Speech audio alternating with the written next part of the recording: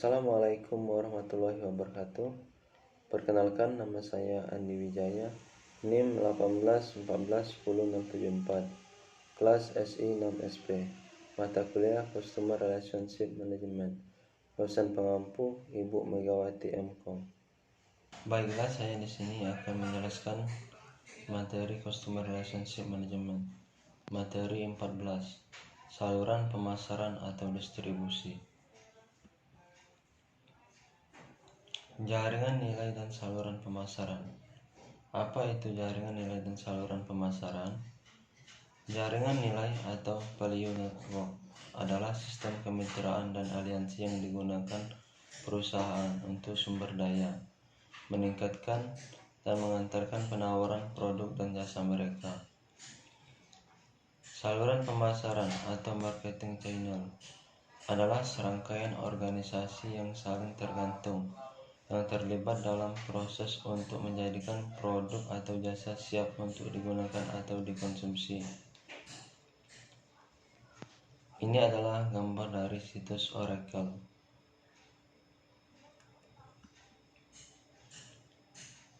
Pekerjaan yang dilakukan saluran pemasaran. Banyak produsen yang kekurangan sumber daya finansial untuk menjalankan pemasaran langsung. Dalam beberapa kasus, pemasaran langsung memang tidak layak. Para produsen yang sungguh-sungguh membangun saluran pemasaran mereka sendiri seringkali dapat memperoleh pengembalian yang lebih besar dengan meningkatkan investasi mereka pada bisnis utama. Gambar di bawah merupakan gambar bagaimana seorang distributor menghasilkan pengamatan usaha. M disimbolkan manufaktur, C disimbolkan customer, dan D disimbolkan dengan distributor. Fungsi arus saluran pemasaran. Fungsi dan arus saluran pemasaran. Fungsi kunci termasuk memperoleh informasi tentang pelanggan potensial dan sekarang, pesaing dan lainnya. Mengembangkan dan menyebarkan komunikasi persuasif untuk merancang pembelian, mencapai persetujuan akhir mengenai harga dan syarat lain sehingga transfer kepemilikan dapat dilakukan. Melakukan pemesanan ke perusahaan manufaktur. Fungsi arus saluran pemasaran lanjutan. Memperoleh dana untuk membiayai persediaan pada berbagai level saluran pemasaran. Menanggung risiko yang berhubungan dengan pelaksanaan fungsi saluran pemasaran tersebut. Mengatur kesinambungan penyimpanan dan pergerakan produk fisik dari bahan mentah sampai ke pelanggan akhir. Mengatur pelunasan tagihan pembeli melalui bank dan institusi keuangan lainnya. Mengawasi transfer kepemilikan aktual dari suatu organisasi atau orang kepada yang lainnya. Fungsi saluran distribusi. Informasi, komunikasi, negosiasi, pemesanan, keuangan, pengambilan risiko, distribusi fisik, pembayaran, dan juga transfer. Gambar di bawah ini adalah gambar 5 arus pemasaran pada saluran pemasaran untuk truk forklift.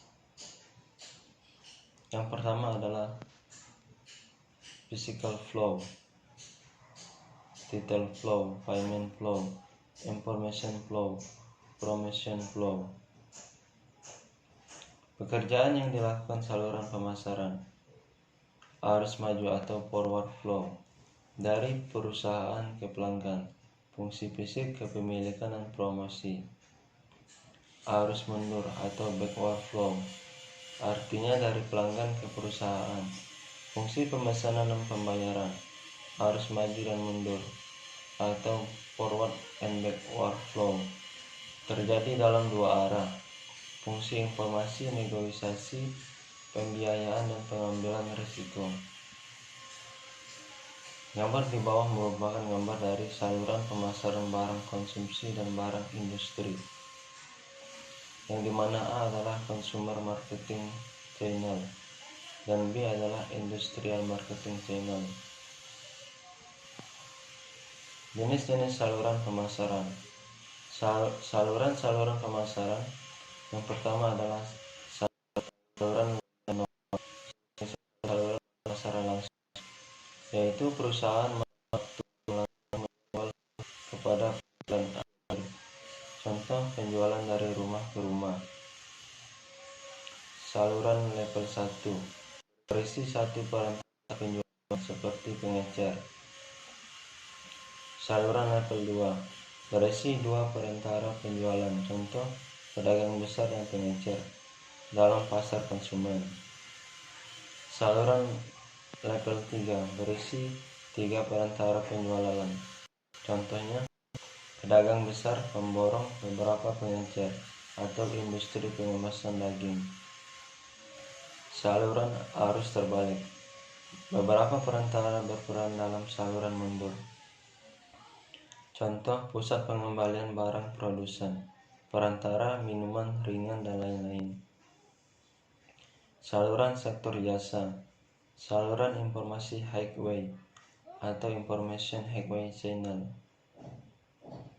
Beberapa saluran membalikkan proses arus, terlihat pada gambar di bawah. The People Bank Internet Site. Ini adalah situs dari The People Bank Internet Site. Keputusan rancangan saluran. Ada push strategi, pull strategi. Merancang sistem saluran melibatkan 4 tahap. Yang pertama, menganalisis kebutuhan pelanggan. Penetapan tujuan saluran. Mengidentifikasi saluran alternatif utama. Mengevaluasi saluran alternatif utama. Keputusan rancangan saluran. Menganalisis level output jasa yang diinginkan pelanggan. Ukuran load atau load size adalah jumlah unit yang diperbolehkan oleh saluran pemasaran untuk dibeli oleh satu pelanggan, biasa setiap kali pembelian. Waktu tunggu atau waiting time adalah rata-rata waktu tunggu dari pelanggan saluran untuk menerima barang. Kenyamanan tempat atau special convention menyatakan tingkat kemudahan yang disediakan saluran pemasaran bagi pelanggan untuk membeli produk tersebut. Variasi produk atau produk variasi menyatakan luasnya keragaman yang diberikan oleh saluran pemasaran. Pelayanan pendukung atau service backup merupakan pelayanan tambahan, contohnya kredit, pengiriman, instalasi, perbaikan yang disediakan oleh saluran tersebut. Keputusan rancangan saluran, yaitu memilih, melatih, memotivasi, dan juga mengevaluasi. Menetapkan tujuan dan kendala saluran. Mengidentifikasi alternatif saluran utama. Jenis perantara, jumlah perantara. Distribusi eksklusif mencakup jumlah perantara yang sangat terbatas yang menangani barang atau jasa perusahaan. Perjanjian eksklusif melarang menjual merek pesaing. Distribusi selektif mencakup penggunaan lebih dari beberapa, tetapi juga kurang dari semua perantara yang bersedia menjual produk tertentu. Distribusi insentif, produsen menempatkan barang dan jasa di sebanyak mungkin toko. Syarat dan tanggung jawab anggota saluran. Kebijakan harga mengharuskan produsen menetapkan daftar harga dan rencana diskon yang oleh perantara dianggap adil serta memadai. Syarat penjualan mengacu pada syarat pembayaran dan garansi produsen. Hak teritorial distributor. Mengevaluasi alternatif utama. Kriteria ekonomi. Gambar dari nilai tambah terhadap biaya saluran berbeda, yaitu internet, telemarketing, retail store, distributor, value add partner, and sales force. Rancangan saluran. Keunggulan saluran, kriteria pengendalian dan adaptasi. Ini adalah gambar dari grafik biaya titik impas. Keputusan manajemen saluran, memilih anggota saluran, melatih anggota saluran, memotivasi anggota saluran. Produsen dapat menggunakan kekuatan paksaan atau coercive power, kekuatan imbalan atau reward power, kekuatan hukum, legitimate power, kekuatan ahli expert power, kekuatan referensi atau reference power. Pemrograman distribusi, perencanaan hubungan distributor, mengevaluasi anggota saluran pemasaran, memodifikasi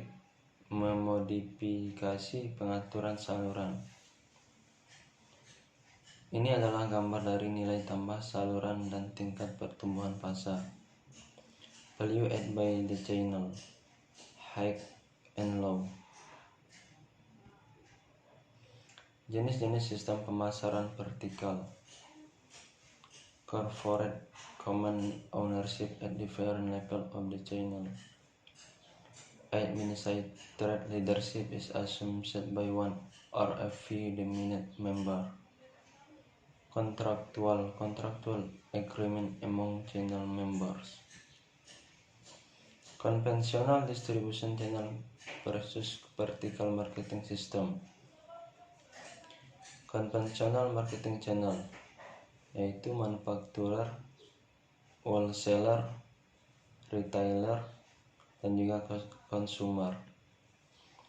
Kalau vertical marketing channel berupa manufaktur, wholesaler, retailer, dan konsumen. Mungkin itu saja materi yang dapat saya sampaikan. Wassalamualaikum warahmatullahi wabarakatuh. Semoga bermanfaat untuk kita semua.